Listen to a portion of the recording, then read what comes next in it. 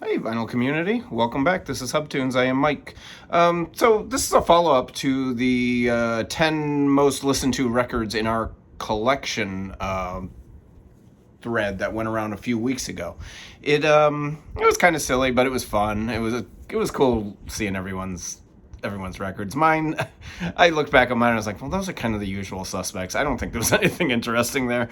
But I've been collecting since 1978. I've probably been listening to records, since the early 80s and even the 70s. So I went all the way back to, what have I listened to the most, just in my mind. You can't narrow it down. But I did have a lot of people ask me why there was no jazz on my list. And I just kind of narrowed it down because I didn't want. I could have done 20 records anyway. If I had put on jazz, it would have been a lot more. So I decided I'm going to do a 10 most listened to jazz records in my collection. I I have been listening to jazz for a pretty long time. I actually kind of just I stem from the jazz fusion of the 70s and early 80s. I first started getting turned on to jazz actually kind of through the Grateful Dead and their jazzy jams and stuff. So I kind of, as I was listening to a lot of live Grateful Dead stuff, I wandered into a radio show here in Chicago. I don't think it was syndicated, but it was called Jazz Transfusions, and it was on, I think, Tuesday nights, late night, maybe 10 or 11 o'clock at night. It was on the radio, and I used to listen to this. It was about a 3 hour show. Maybe it was 10 o'clock. Maybe it was like 10 o'clock to midnight. And I would stay up and I would listen to the show, and they would play all kinds of Coltrane, and they would play all kinds of jazz, tons of Miles Davis. And that's where I really got kicked into jazz really young.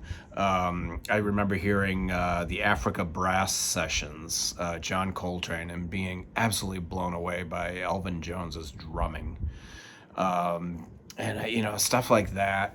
And I because I was a rock fan, I gravitate towards guitar anyway.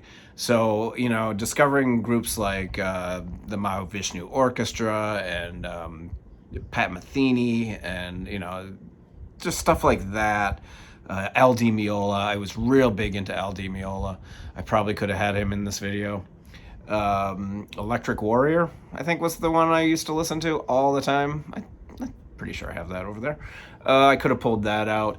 So I was also very lucky here in Chicago. We have a great outdoor venue north of the city called Ravinia. It's one of these picnicky, cheese and wine kind of bullshit places. It's beautiful. It's absolutely beautiful. It's right on the lake. Back in high school, when I was a junior and senior in high school, it was a $5 ticket, and you could buy it at the door, And all us kids, we would go and we would pay $5 and we'd go see Pat Metheny and Chuck Mangione and Spyro Gyra. I don't know if you consider that jazz, but Pat Metheny was a huge artist in the early to mid 80s, and he still is. And I was hugely turned on to him, and I would see him over and over and over. And the album that this might be my number one played jazz album, because I had it also on CD back in the day. And this is Travels by the Pat Metheny Group. This is the entire group. It's a double live record. This thing is a smoking live album. It's absolutely fantastic. Like I said, double record.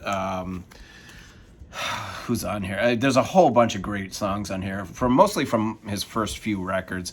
But it's got Lyle Mays, who was just a genius. Steve Rodby on acoustic bass and regular bass. Dan Gottlieb, the terrific drummer, who played on most of his early Metheny's early stuff. Nana Vascalones on vocals.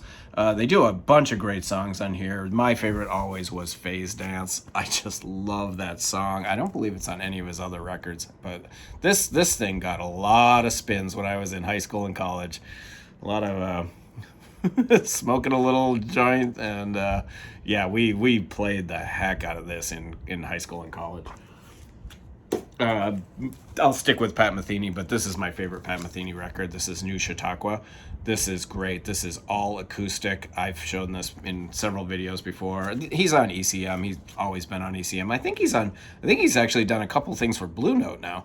But this is a great acoustic record. He plays 12 string. He plays everything. It's just him. There's nobody else on here. He plays electric 6 and 12 string guitars, acoustic guitars, 15 string harp guitar, and electric bass. He does it all. It's a great record. This is from 1979. And this is probably the Pat Metheny record, other than Travels. This is the one I play the most. I still play this all the time. I don't play Travels as much as I used to. Here's another Pat Metheny. I played the heck out of this. And I don't know if this is really considered a great jazz record at this point, but man, when I was younger, I loved this. I don't think it's even got a name. I don't know. But it's Pat Metheny, Jaco Pastorius, Bruce Ditmas, and Paul Bley, who is awesome. The musicianship on here is unreal. This is a great record. I don't even know whose it's. I think it's just. I don't think it's even. I think it's just their name. Yeah, there's not even a name to this. But everything is mostly Paul Bley compositions. So maybe it's considered a Paul Bley record. I'm not sure. But Jaco obviously on electric bass, Pat Metheny on electric guitar, Bruce Ditmas on drums, and Paul Bley on electric piano. I love the electronic piano vibe. This is from 1974. This is a really good record. If you see it, it's cheap. You're not going to pay a lot for it.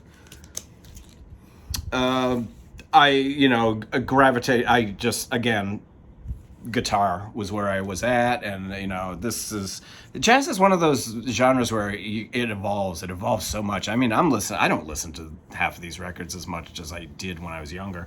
I barely listen to these. I mean, this record, I never listen to this anymore. This is Birds of Fire, Mahavishnu Orchestra, absolutely fantastic. I think this is their best record. Love the artwork. It's just a full-on jazz fusion screeching guitar by John McLaughlin. Is it my thing nowadays? Probably not. My taste in jazz has really changed. Like, even just in the last 5 or 6 years, I'm listening to more avant-garde electronic jazz, really kind of off the beat, kind of more meditative jazz, spiritual almost, but which I would never have dreamed I would have listened to back when I was spinning this. But man, again, high school and college, this record got played, and this is probably the same copy, same with the previous two. I've had those for 30, 40 years. This is a terrific record. I had this on CD, and it was recently released. On vinyl in the last couple of years, and that is John McLaughlin live at the Royal Festival Hall in London. This was great. I used to play this all the time. It's just him in a trio, and it's really good. I think it was recorded in doesn't say what year it was recorded. Probably does, but I can't read.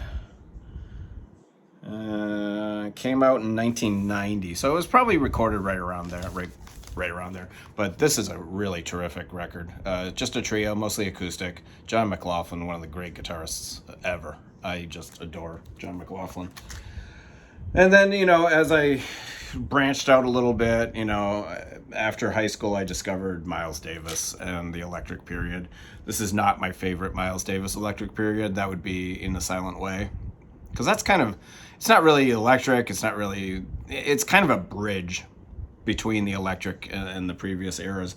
And that's what I love about In a Silent Way. That's my favorite Miles Davis record. But man, this thing got played. Not this particular one, because I did not have a MoFi back then. None of us had MoFis back in high school. I probably had a few. But this is the groundbreaking album by Miles Davis. Bitches Brew. It's spectacular. I don't play it as much. I tend to I tend to play On the Corner a lot. I love the funkiness of On the Corner. But man, this over the years probably been played the most of any Miles Davis record I own. This one might come as a surprise to a few people. These are more now. I've gotten more into, you know, bands and horn sections and, you know, stuff like that. Discovering like Lee Morgan. I didn't know Lee Morgan when I was in high school and college. I didn't discover Lee Morgan until later, and I certainly didn't discover this guy until much later. And this is Horace Silver. This is Horoscope. This is a hugely, hugely underrated record. I absolutely adore this record. You're probably going, wait, Song for My Father is not your most played Horace Silver? No, it's not. It's this. I mean, I've played Song for My Father a million times, but this thing, I still play, and I never listened to Song for My Father at all. I can't remember the last time I played it, but this is a terrific, terrific record. Highly, highly underrated. Just if you see this, grab it. This is a nice Japanese pressing. I got a couple of Japanese pressings coming up, and this is a terrific one. So definitely pick that up. I love Kenny Dorham. I absolutely love Kenny Dorham. And this is, I think, his best record. Spectacular. Afro-Cuban. This is a Japanese pressing also. I don't have the Obi. Great, great record. It's got that Cuban feel. Just absolutely terrific. You guys, Kenny Dorham, I don't think it's talked about enough in the VC. This is a wonderful, wonderful record. Yeah, I might put this on tonight. Really, really good stuff. I love soul jazz, a lot of soul jazz. I'm not a huge Jimmy Smith fan, but man, this is a great record. This is Freddie Roach, Mo Greens, Please. And Freddie Roach is a terrific player. He's got Kenny Burrell on guitar on here, Eddie Wright on guitars, Clarence Johnson on drums. This is a really, really good soul jazz record. Really nice Japanese pressing again. I went through a phase where I got a lot of Japanese pressings in the it was probably about 15 years ago. I just went through a phase where I could get them really cheap, and the shipping wasn't much. You would pay $18 for a DHL, and you could get up to like 5 or 6 records sent to you by DHL, and they'd be here in 24 hours. It was crazy. So I took advantage of it and picked up a bunch of Japanese pressings, jazz, and I got a lot of Beatles stuff too. Unfortunately, the Beatles stuff doesn't sound that great, but these jazz records on this label are really, really good. But if you like soul jazz, man, this one's a smoker. I love this record. This one I picked up. I remember picking it up. I was in my this is probably college years, and I just, and I was buying anything John McLaughlin, anything he released, anything I was just totally into. And this is Joe Farrell Quartet. And this has Chick Corea on piano, Jack DeJohnette on drums, Dave Holland on bass, and John McLaughlin on guitar. And this thing is a great record. I have played this. This is just beautiful. It's on CTI. It's one of the CTI releases. But man, this thing is really good. Really, really good. 1970 it was recorded. So excellent, excellent stuff. If you see this, grab it too. This is a really good record. And like I've said 3 or 4 times, I gravitate towards guitar jazz. I love guitar jazz. Kenny Burrell, just anybody. It's what I gravitate towards. And this guy is my favorite jazz guitarist. I've talked about him many times. We just lost him a few years ago. This is my favorite guitar jazz record of all time. And I have played this bitch for over and over and over and over. And this is Pat Martino, East. It is a jazz record, but it's got Eastern influences. His fingers are moving so damn fast on this record. It's a masterpiece. I wish more people talked about it. It's Pat Martino on guitar, Eddie Green on piano, who's really underrated, Ben Tucker on bass and tambourine, Tyrone Brown on bass also, and Lenny McBrownie on drums. There's only 5 tracks on here, but they're long. The title track is the highlight. Really, really good. If you gravitate towards guitar, even if you're not a jazz fan, if you just like guitar work, check this guy out. I mean, unreal. Really good guitarist. I got to meet him several times. I hung out with him and his girlfriend in between a show once and had a martini with him. And he was just a kind man, and greatly, greatly missed.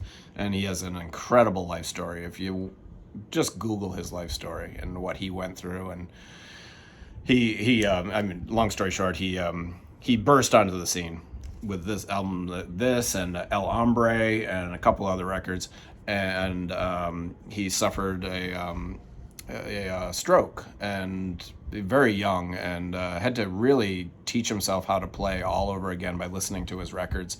And it took a long time, but he did come back, and I saw him many times over the last 20 years, and he was spectacular live, absolutely spectacular live. I saw him many times with Joey DeFrancesco. He used to play with him a lot. He'd always have a different lineup, which is what I love about jazz, is the rotating lineups and styles, you know, and absolutely wonderful. He's on what was he on?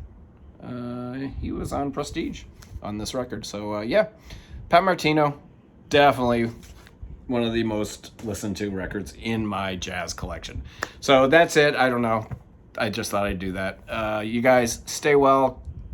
Comments, snide remarks, all that crap down in the comments. Bye.